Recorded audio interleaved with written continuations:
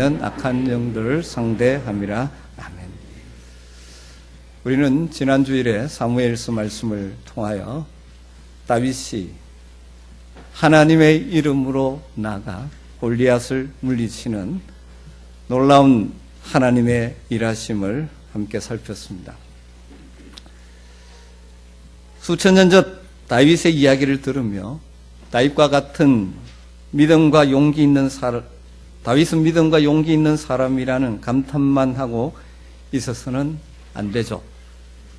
바로 이 시대 하나님의 백성인 우리들도 우리의 삶의 현장에서 이와 같은 승리를 엮어낼 수 있는 믿음의 사람, 용기의 사람이 되어야 하는 것입니다. 오늘은 그래서 신약의 말씀과 연결해서 오늘 이 시대를 살아가는 그리스도인들이 싸워야 될 대상, 어쩌면 골리앗과 같은 강력하게 우리를 공격해오는 대상이 무엇인지를 다시 한번 나누면서 우리 각자 삶의 현장에서 승리자가 되기를 소망하는 마음으로 이 말씀을 준비했습니다. 우리가 예수 그리스도를 믿음으로 거듭나는 순간부터 또 한편은 선한 싸움을 싸우는 삶을 살 수밖에 없죠. 이 땅에서 우리 그리스도인의 삶에는 양면성, 또 다르게 표현하면 역설적인 면이 참 많이 있습니다. 그 중에 대표적인 것이 우리가 예수 그리스도를 믿을 때 예수 그리스도 안에서 평안과 안식을 누리는 것이죠. 그런데 동시에 이 땅에서는 또 한편 영적 전투의 삶을 살아가야 하는 것입니다. 예수 그리스도를 믿음으로 이미 하나님의 나라, 하나님의 다스림을 우리가 받기 시작하기 때문에 하나님이 우리를 다스릴 때 주어지는 평안, 샬롬이 있음과 동시에 여전히 이 세상에 영향력을 미치고 있는 사탄의 나라의 도전에 대항하기 위한 영적 전투가 필요한 것이 우리 그리스도인의 이 땅에서의 삶의 현 주소입니다. 왜냐하면 하나님의 나라를 깨트리려는 사탄의 나라가 여전히 상존하고 있기 때문이죠. 저나 여러분 다 어쩌면 평안과 안식은 누리고 싶지 전투를 하고 싶은 마음은 없는지 모릅니다. 그러나 종말에 보장된 최후의 승리와 안식을 얻기까지 이 땅의 그리스도인들은 영적 전투를 끊임없이 해야 된다는 사실 우리가 기억해야 하는 것이죠. 우리가 잘 아는 대로 손자병법에 지피지기면 백전백승이란 말이 있다고 하죠. 적을 알고 자신을 알 때 이길 수 있다는 말이죠. 신앙생활에서도 승리하려면 우리의 싸움의 대상이 뭔지를 알아야 됩니다. 엉뚱한 싸움을 해서는 안 되죠. 그리고 또 우리가 어떤 존재인지, 하나님 안에서 어떤 존재인지를 바로 아는 것이 필요합니다. 오늘 나누고 싶은 것은 하나님의 백성으로서 이 시대를 살아가는 우리들이 싸워야 될 대상, 적들이 무엇인가 하는 것입니다. 일찍이 경건한 신앙생활을 꿈꾸고 힘썼던 청교도들은 육신, 세상, 그리고 마귀 이 세 가지가 신자의 싸움의 대상이라고 규정하고 그러기 위해서 힘써왔죠. 또 여기에 연결해서 하나 굳이 덧붙인다면 우리를 뒤덮고 있는 사망의 권세와의 싸움도 포함될 것입니다. 하나하나 조금 정리하면서 말씀을 드리겠습니다. 여러분, 우리는 먼저 육신, 다르게 표현하면 육체의 욕심과의 싸움에서 승리해야 합니다. 물론 우리의 삶의 다양한 상황들을 어떻게 믿음으로 이기느냐 하는 것도 굉장히 중요하지만 근본적으로 우리 그리스도인들이 싸워야 될 대상, 어쩌면 굉장히 강력한 대상 가운데 하나가 우리 육신 혹은 육체의 욕심, 소욕이라고 말씀드릴 수 있습니다. 갈라디아서 5장 16절 17절에 이런 말씀이 있죠. 내가 이르노니 너희는 성령을 따라 행하라. 그리하면 육체의 욕심을 이루지 아니하리라. 육체의 소욕은 성령을 거스르고 성령은 육체를 거스르나니 이 둘이 서로 대적하므로 너희가 원하는 것을 하지 못하게 하려 함이니라. 그러니까 우리가 예수 그리스도를 믿을 때 우리 안에 이 갈등이 생긴다는 것입니다. 성령께서 들어오셔서 우리에게 성령이 원하시는 바를 우리에게 말씀하시죠. 반대로 여전히 우리의 육체의 욕심이 남아있어서 갈등하는 것이죠. 우리 그리스도인들의 싸움에 첫 번째 승리해야 되는 것은 우리 속에 있는 육신, 육체의 욕망과의 싸움에 승리해야 된다는 것입니다. 물론 하나님께서 우리를 이 땅을 살아가기 위해서 육체적인 다양한 욕구를 주셨습니다. 그 육체의 욕구를 충족시키는 것이 과도하지 않다면 신앙에 해로운 것이 아니죠. 적당한 음식을 먹고 적당한 운동을 해야 건강하고 또 이 땅을 살아가면서 적당한 사랑도 받고 이 다양한 육체의 필요를 채우며 살아가야 건강하게 살 수 있다는 것은 결코 잘못된 것이 아닙니다. 여기서 육체의 욕심과 싸워야 한다는 말은 육체의 필요를 무시하는 금욕적인 삶을 살아야 한다는 말이 아니죠. 종종 신앙을 오해하는 사람이 금욕적인 것이 경건하다고 말하지만 성경은 결코 그렇게 말하고 있지 않습니다. 특별히 바울 사도가 육체라는 단어를 사용할 때 헬라어로 사륵스라는 단어인데 이 대부분은 우리의 몸을 표현하는 것이 아니라 예수 믿기 전에 우리의 타락한 본성을 표현하는 용어입니다. 그래서 NIV 같은 영어 성경에는 아예 의미역을 해서 죄악된 본성이라고 해석을 하고 있죠. A sinful nature라고 의역을 하고 있습니다. 다르게 말하면 육체적, 정신적 죄악된 습관이나 성향을 가리키는 것이죠. 우리 그리스도인들은 예수 그리스도를 믿음으로 그 피로 과거의 제사함을 받아 거듭났습니다. 그러나 여전히 우리 속에 남아있는 죄악된 속성들이 우리를 얽매고 있죠. 죄를 좋아하는 마음, 육신의 정욕을 따라 살고자 하는 욕심, 잘못된 습관의 사슬을 끊지 못하고 살 때가 많습니다.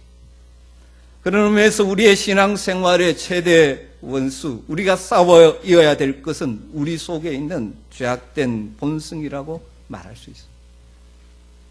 그러기에 사도 바울은 로마서 7장 24절에서 오라 나는 공고한 사람이로다. 이 사망의 몸에서 누가 나를 건져내라라고 탄식하죠. 우리 속에 남아있는 이 죄의 근세, 죄악된 본성이 강력하게 영향력을 미치기 때문이죠. 그러나 바로 뒤이어 8장에서 그러므로 그리스도 예수 안에 있는 자에게는 결코 정죄함이 없다고 선언하면서 성령의 능력으로 이길 수 있음을 강조하고 있는 것을 보게 됩니다. 여러분, 우리 속에 있는 죄악된 본성이 우리로 하여금 죄, 우리의 욕망 이런 것을 따라 살도록 우리를 끌고 가고 있기 때문에 성령의 도움이 없이는 우리 속에 있는 죄성과 죄악된 사슬로부터 우리가 풀려날 수 없죠. 또 종종 우리는 나 자신과의 이 싸움에서 실패할 때가 많지 않습니까? 어떤 사람 말씀을 듣고 결심했는데 또 그렇게 살면 안 된다고 말하면서 또 그렇게 살고 있는 자신의 모습을 보면서 낙심할 때가 참 많이 있습니다. 종종 그러다가 안 된다고 생각하고 포기하려고 할 때가 많죠. 여러분, 그렇지 않습니다. 우리는 때로는 넘어지죠. 아니, 자주 넘어집니다. 자주 육체의 욕심을 따라 우리의 발걸음을 옮겨놓기를 잘하는 존재죠. 그러나 우리는 다시 일어나야 하고 다시 싸워야 하는 것입니다. 그러다 보면 점점 끈끈한 죄악된 옛사람의 인력권에서 벗어나서 성령 안에 있는 은혜의 대기권으로 진입하면서 내면의 자유를 맛보기 시작하는 것입니다. 이것이 성경의 다른 표현하면 성령의 충만의 또 다른 측면이죠. 이제는 내 죄악된 본성이 나를 다스리지 않고 전에는 그것이 나를 끌고 다녔지만 이젠 성령께서 나를 다스리는 성령으로 충만한 삶을 사는 것이죠. 여러분의 육체의 욕심, 이것이 강력하게 자주 넘어지다 보니 우리 속에 있는 이 죄악된 본성과의 싸움이 마치 골리앗 앞에 선 이스라엘과 같은 상황일 때가 종종 있습니다. 나는 어떻게 이것을 끊어버릴 수 있을까? 여러분, 그러나 죄의 권세를 깨뜨리신 예수 그리스도를 믿는 믿음으로 그리고 우리 안에 가시는 성령의 능력을 의지하여 다시 일어날 때 우리는 이 싸움에서 승리할 수 있는 줄 믿습니다.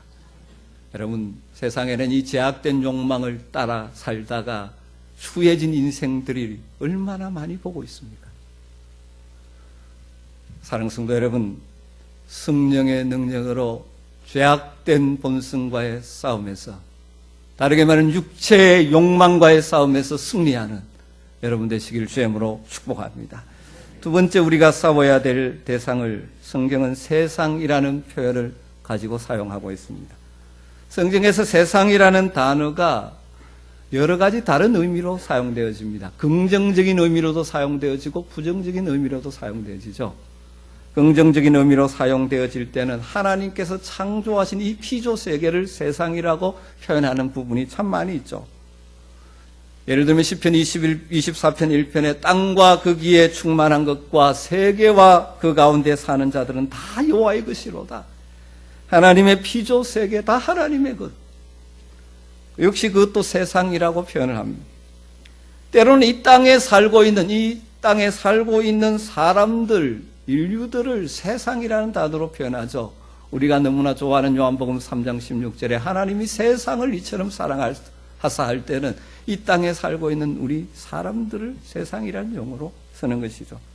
그래서 독생자를 주셨으니 이는 그를 믿는 자마다 멸망하지 않고 영생을 얻게 하려 하심이라고 말씀하시죠. 그러나 우리가 싸워야 될 대상으로서 세상이라는 용어가 사용될 때는 전혀 다르죠. 그리스도인들이 싸워야 될 대상으로 사용되는 세상은 다르게 표현하면 하나님 없는 시대정신, 하나님 없는 가치체계, 하나님 없는 생활 양식, 이런 것들을 가리키는 것이죠. 요한일서 2장 15절 16절에 보면 이런 말씀이 있습니다. 이 세상이나 이 세상에 있는 것들을 사랑하지 말라. 누구든지 세상을 사랑하면 아버지의 사랑이 그 안에 있지 아니하니 이는 세상에 있는 모든 것이 육신의 정욕과 안목의 정욕과 이생의 자랑이니 다 아버지께로부터 온 것이 아니요 세상으로부터 온 것이라. 우리가 살고 있는 이 땅에는 하나님 없는 시대 정신, 가치체계, 생활 양식들이 강력하게 도도한 물결처럼 물려오죠. 그래서 우리가 예수 그리스도를 믿고 난 후에도 이 세상에 발붙이고 살기 때문에 우리는 자주 이 세상의 가치체계 속에 물들어 떠내려갈 때가 참 많죠. 얼마나 우리가 세속화되기를 잘합니다. 오늘 이 시대 교회가 세속화되었다. 다르게 말하면 세상과의 싸움에서 졌다는 것이죠.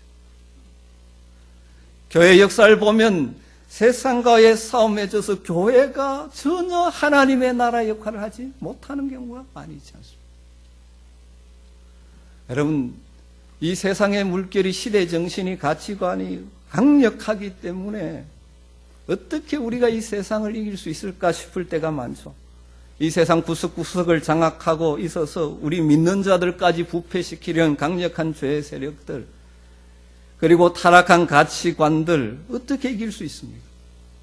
마치 계란으로 바위 깨긴가 아닌가 하고 포기하고 싶을 정도일 때가 많습니다.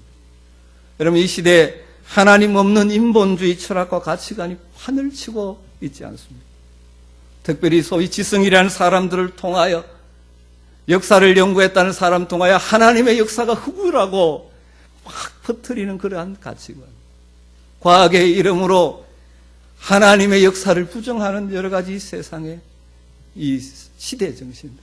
사실은 우리 아이들이 나가서 공부하고 있는 그곳은 어쩌면 이 세상의 시대 정신 가치관들이 더 강력하게 역사하고 있지 않습니까? 그것뿐입니까? 돈 없이는 대접받지 못한다는 물질이 신이 되어버린 듯한 이 사회. 돈이 힘이라고 말하며 그것을 위하여 목숨 걸고 살아가고 있는 이 사람 가치관으로 가득 찬 시대. 예수님께서 말씀하셨든지 하나님과 만몬, 돈신을 겸하여 섬길 수 없다고 하는데 강력한 이 돈신이 사람들을 영향력을 미치고 있기 때문에 거기 앞에 우리가 절하고 사는 일들이 얼마나 많습니다. 마치 골리앗 앞에 선 사울과 이스라엘과 같은 심정이 들 때가 많습니다. 그래서 어떤 그리스도인들은 쉽게 이 세상과 타협하고 교회 와서는 신앙, 세상에서는 그 세속의 가치관, 그것을 숨기는 양다리를 걸치고 살기에 다리가 찢어지는 듯 살아가고 있는 것이죠. 여러분, 골리앗과 같은 이 세상의 사조, 이것과 싸우기 위해서 우리는 믿음과 실력과 용기를 다윗처럼 가져야 하는 것입니다. 하나님을 믿는 강력한 믿음과 삶의 현장에서 자기의 영역에서 실력을 갖추고 그리고 용기 있게 대응해 나갈 수 있는 믿음이 우리에게 필요한 것입니다. 연약한 제자들이 자주 넘어졌던 제자들이 주님의 부활을 경험하고 성령의 권능을 덧입었을 때 그 1세기 그 시대에 지배하고 있는 시대의 사조들을 뒤엎었죠. 1세기 시대 지혜 숭상, 헬라의 지혜 숭상, 그리고 인간 숭상, 권력 숭상, 이런 그 시대를 뒤엎는 그리스도의 복음으로 그 시대를 변화시키는 사도행전의 역사를 쓸 수 있었지 않습니까? 그래서 성경은 그리스도의 제자들을 세상을 뒤엎는 사람이라고까지 표현을 했습니다. 업다운 시키는 것입니다. 그 세상을 지배하고 있는 가치관을 말씀의 가치관으로, 하나님의 가치관으로 뒤바꾸어 놓는 일들을 했던 것이죠. 부활의 신앙으로 무장하고 살아가는 사람들을 히브리서 11장 38절에서는 세상이 감당하지 못하는 사람이라고 표현합니다. 이런 사람은 세상이 감당하지 못하는 일. 사랑하는 성도 여러분, 이 시대의 사조, 시대의 가치관, 생활 양식, 하나님 없는 것들을 구별해낼 수 있고 거기에 떠내려가지 않는 여러분 되시기를 주님으로 축복합니다. 비록 그것이 그들의 세력이 골리앗처럼 거대할지라도 살아계신 하나님을 믿는 믿음과 하나님의 능력과 하나님의 이름으로 자신을 재무장하고 나아가 세상과의 싸움에서 승리하는 여러분 되시길 주님으로 축복합니다.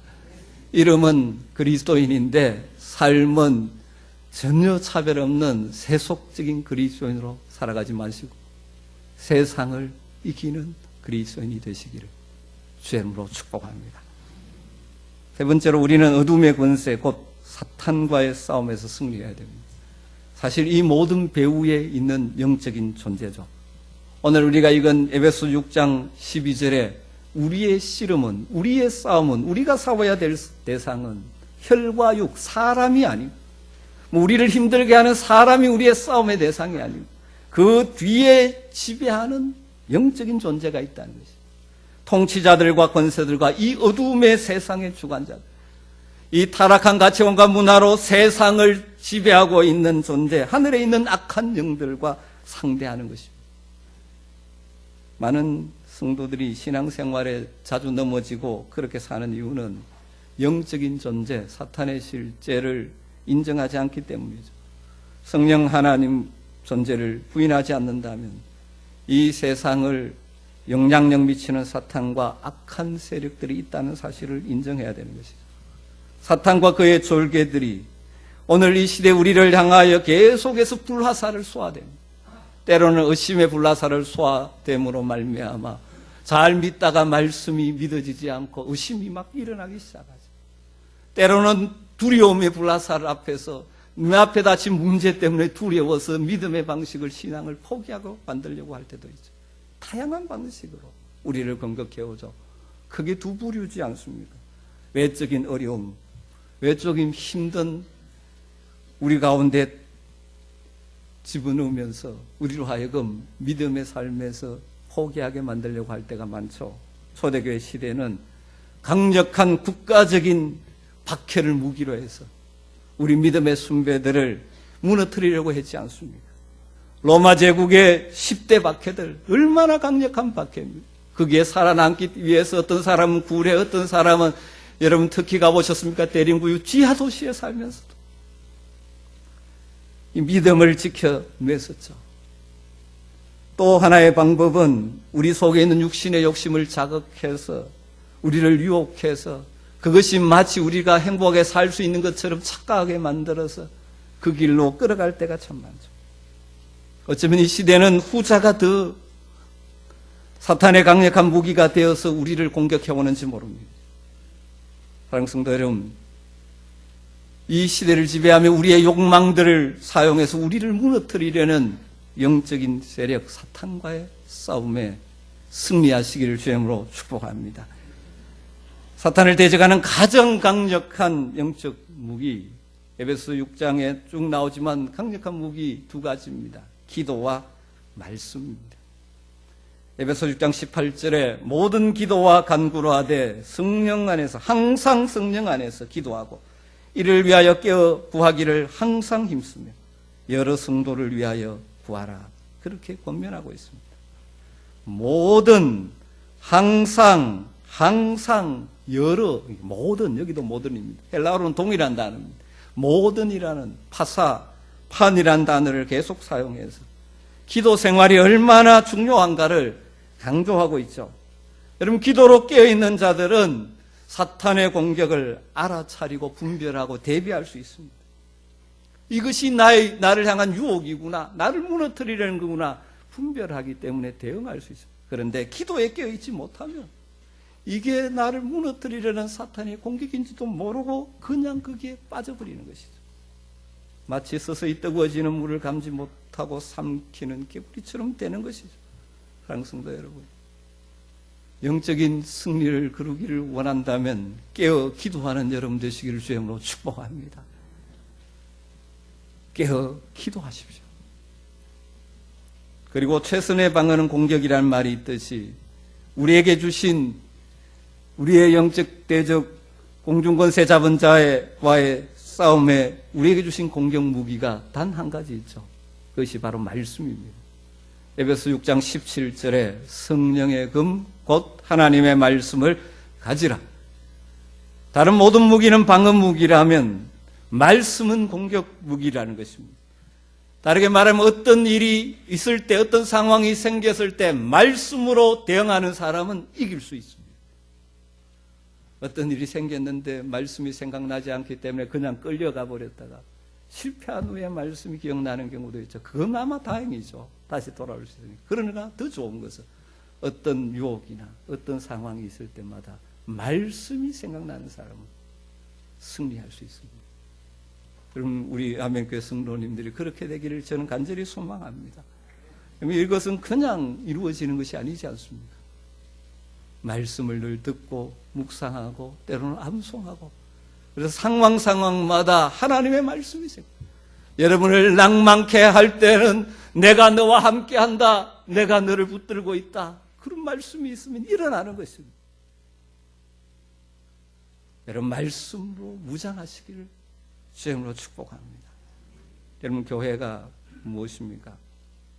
말씀과 기도로 무장하는 곳이지 않습니까?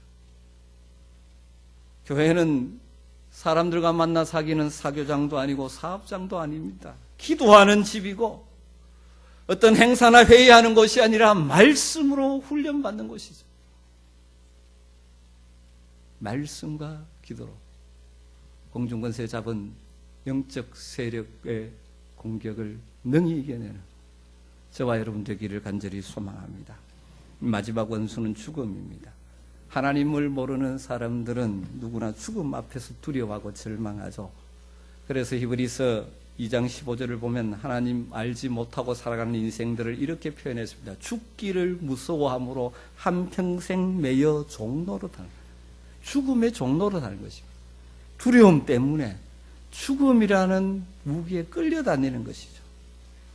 여러분, 죽음 앞에 우리 인생이 얼마나 무력한가 하는 것은 다 이 장례식 가면 느끼지 않습니까? 사실 사탄이 우리를 위협하는 최대의 무기, 마지막 무기가 이 죽음입니다. 죽음의 두려움으로.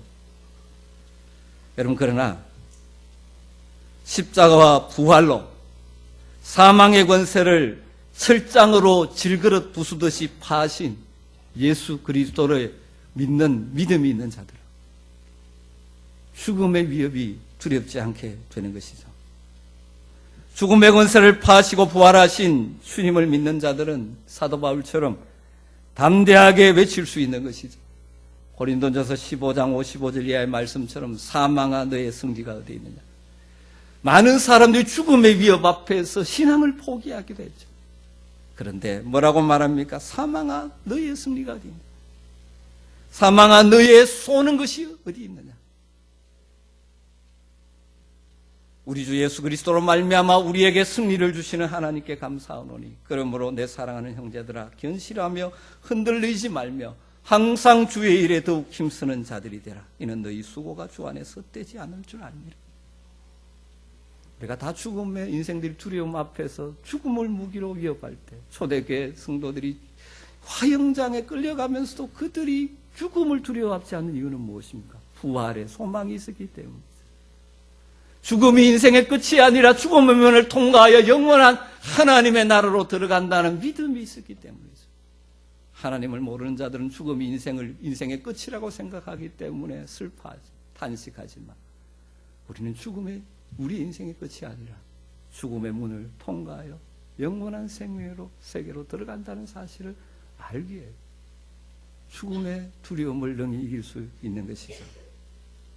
사랑하는 성도 여러분, 예수 그리스도 안에서 그리고 성령의 능력을 의지할 때 우리를 넘어뜨리려는 우리의 대적, 육신, 육체, 욕심, 세상, 이 시대에 하나님 없는 가치관, 시대정신, 그리고 그 뒤에 배후 세력, 사탄과 그리고 사망 권세를 능히 이길 수 있는 줄 믿습니다.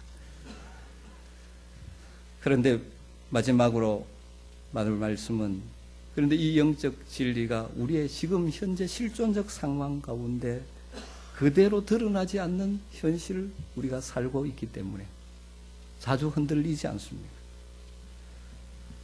여러분, 우리가 이 믿음이 있지만 삶의 현장에서 승리보다는 때로는 어려움을 많이 겪는 것이 그리스도의 현주소죠.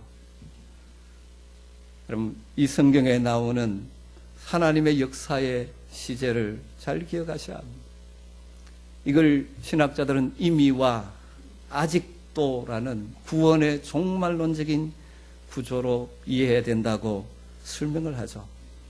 예수 그리스도께서 초림, 육신의 몸을 입고 오셔서 십자가에 죽으셔서 우리의 죄를 대속하시고 부활하심으로 이미 우리에게는 승리가 보장되어 있습니다. 그러나 아직도 승리는 완성되지 않았고 그리스도의 재림 다시 오심으로 성취되는 것입니다. 그리스도의 초림과 재림 사이를 말세라고 표현하죠. 이 말세를 살아가는 우리들은 아직도 남아있는 사탄의 나라와 전투하는 그리스도 예수의 좋은 군사들이 되어야 하는 것이죠. 우리 주님 다시 오셔서 우리에게 주실 영광스러운 하나님의 나라에 가기까지 이 땅에 쓰는 긴장 속에 우리를 공격하는 그들을 분별하며 믿음으로 대응하며 순간순간 승리를 맛보며 살아가야 하는 것이 우리 이 땅을 살아가는 성도의 현주소죠. 그렇기 때문에 주님 다시 오셔서 온전한 승리를 주실 그날까지 어쩔 수 없는 이 땅을 살면서 고민과 갈등과 때로는 어려움과 난관을 경험하며 살 수밖에 없는 것이죠. 심지어 우리는 우리의 주위에서 악이 선을 이기고 믿음으로 사는 성도들과 하나님의 교회가 고통과 박해를 당하는 일들을 눈앞에 보며 살 수밖에 없는 현실을 만나게 되죠. 종종 이 하나님의 시간을 이해하지 못하는 사람은 어떻게 악이 승리하느냐, 하나님이 계시는데 그러느냐라고 말하죠. 이런 상황에서 믿음의 사람 관점과 믿음이 없이 보는 관점, 무신론자의 관점은 전혀 다르죠. 예를 들면 무신론자들은 악의 승리를 보며 하나님이 없다는 결론을 끌어가죠. 간단하게 그 논리를 정리하면 이렇죠. 하나님이 선하신 분이라면 악을 멸하실 것이다. 하나님이 전능하시다면 악을 멸하실 수 있다. 그러나 악은 멸해지지 않았다. 그러므로 완전하고 선하고 전능하신 하나님은 존재하지 않는다라는 것이 불신자들의 논리고 결론이죠. 그러나 하나님을 믿는 우리는 전혀 다른 결론을 내립니다. 똑같은 상황에서 다른 결론을 내리죠. 하나님이 선한 분이시라면 악을 멸하실 것이다. 하나님이 전능하시다면 악을 멸하실 수 있다. 악을 아직도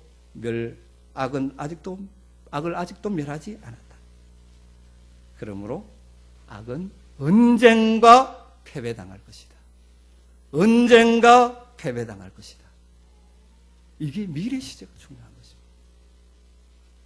여러분, 이 땅을 살면서 여전히 악을 득세하고 믿음으로 사는 사람들이 고통당하는 현실을 살지만 우리는 만전가 악의 세력이 멸하고 하나님의 샬롬의 나라가 올 것이라는 것을 소망 가운데 기다리는 것이죠. 최후 승리는 예수 그리스도의 재림으로 이루어집니다. 골리앗과 같은 악의 세력, 그리스도의 부활로 그 등뼈가 부러졌으나 아직은 사지가 움직여 세상을 지배하려고 하고 있죠. 이 사탄의 권세가 이 세상에 영향력을 미치지만 그 모든 것을 완전히 순멸하고 완전한 하나님의 통치가 실현되는 새하늘과 새 땅, 이것이 우리 그리스도인들의 종말론적 소망의 근거죠. 고난 속에 살았던 초대 교인들이 모일 때마다 신앙 고백하고 기도했던 것이 무엇이죠? 마라나타. 그들은 모일 때마다 마라나타를 기도했고 마라나타 신앙 고백을 올려드리죠. 아멘. 주 예수여 오시옵소서. 지금은 여전히 악이 득세하고 있지만 주님 다시 오셔서 최후 승리 주실 날을 고대하며 그 시대를 믿음으로 때로는 박해를 견디며 어려움을 견디며 그리고 순간순간 하나님의 승리를 맛보며 살았던 것이지 않습니까? 사랑하는 성도 여러분, 우리에게도 그날에 오기까지 우리가 싸워야 할 선한 싸움이 있습니다. 히브리서 기자가 말하듯이 죄와 싸우되 피 흘리기까지 대항해야 될 싸움이 있습니다. 우리 속에 있는 죄악된 본성과의 싸움, 이 세상을 지배하고 있는 잘못된 사상과 가치관과 생활 방식과의 싸움, 그 배후에 있는 어둠의 세상 주관자들과 하늘에 있는 악한 영들 사탄과 그 졸개들과의 싸움. 사랑하는 성도 여러분, 이 전투에 감사하게도 승리할 수 있는 무기를 이미 우리 주님이 우리 손에 들려주셨습니다. 우리 주님은 이미 십자가에서 죄와 사망과 사탄의 권세를 깨뜨리고 승리하셨습니다. 그것을 확신하며 주님을 의뢰하는 자들에게 승리를 주시는 분임을 신뢰하면서 늘 깨어 기도하고 말씀으로 무장하고 성령의 권능을 덧입을 때 골리앗과 같은 우리의 적들을 다윗과 같은 믿음으로 승리할 수가 있는 것입니다. 자주 넘어지지만 그러나 다시 일어나서 우리의 믿음을 일으켜 여러분의 삶의 현장에서 승리를 맛보며 사시는 여러분 되시기를 주의 이름으로 축복합니다. 우리의 궁극적인 승리의 날을 소망하며 현재 여러분들의 삶의 현장에서 믿음으로 순간순간 승리를 맛보는 복이 여러분에게 있게 되기를 간절히 축복합니다. 기도하겠습니다.